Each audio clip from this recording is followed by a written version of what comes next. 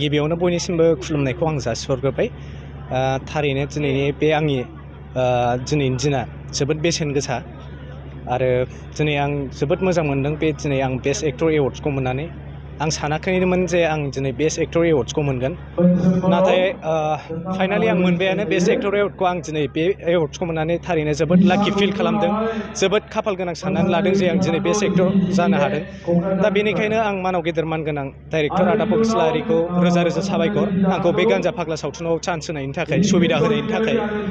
आरो thank you स' माच गान्जा फाग्ला टीम आरो डिराज प्रडाक्शन आरो गासिबो आंनि अनसुला अनसुलि मानगोनां रायजो राजा नोंथांमोनखौबो रोजा रोजा साबायखर जे जोंनि गान्जा फाग्ला सावथुनखौ नायनानै जोबोद अननाय होदों, जोबोद सापर्ट खालामदों। दा बेनिखायनो गासैबो रायजो राजा नोंथांमोननिसिम रोजा रोजा साबायखर खनसेबाव। दा आं बेखौनो खावलायो आंनि अनसुला अनसुलि रायजो राजा नोंथांमोनखौ बेबायदिनो अननाय होलांबाय था, सापर्ट होलांबाय था, जाहाथे जोंनि बड' फिल्म इन्डास्ट्रिया जौगालांबाय थानो हायो, गुबुन हारिफोरनि बायदि जोंनि कालसारा डेभेलप जालांबाय थायो। आं बेखिनिखौनो आंनि रायजो राजा नोंथांमोननिसिम आं रिकुवेस्ट खालामो। स' माच एन्ड लाभ इउ स' माच आंनि अनसुला अनसुलि रायजो राजा नोंथांमोननिसिम। दाथ' मोननैसो जानानै दं, नैबे आरबि फिल्म प्रडाक्सनावनो रायलायदोंमोन। दा बेखौ जानुवारिनिफ्रायनो स्टार्ट खालामनो होन्दोंमोन। दा ओमफ्राय आरो नेक्स्टआव मोनसे दंबावो, जिखुनु रायलायनायल' जादों, बाट माबाथ'वाखै दा। गान्जा फाग्ला गोजोन्थों। बिथाङा आब'खौ गांसे आर'नाइ फालिजों बरायनो थाखाय खावलायहरबाय।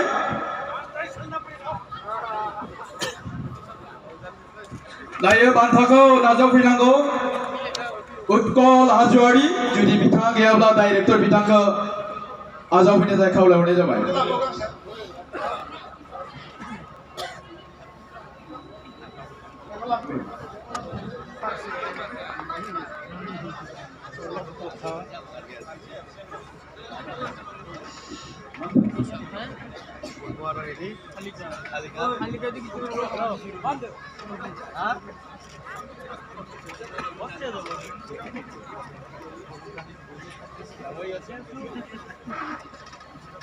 गान्जा फाग्ला बे जाबाय चिरां डिस्ट्रिक्टनि सावथुन डिराज प्रडाक्शननिफ्राय दिहुनजानाय।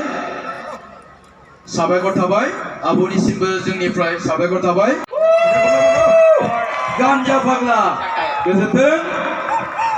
बिथाङा आब'खौ गांसे आर'नाइ फालिजों बरायनो थाखाय खावलायहरबाय।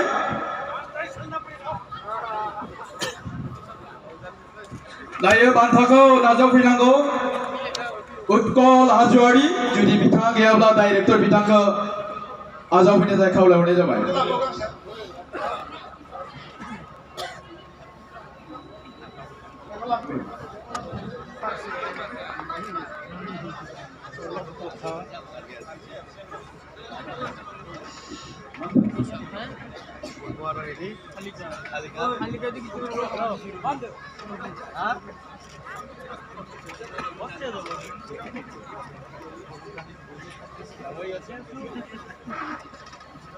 गान्जा फाग्ला बे जाबाय चिरां डिस्ट्रिक्टनि सावथुन डिराज प्रडाक्शननिफ्राय दिहुनजानाय।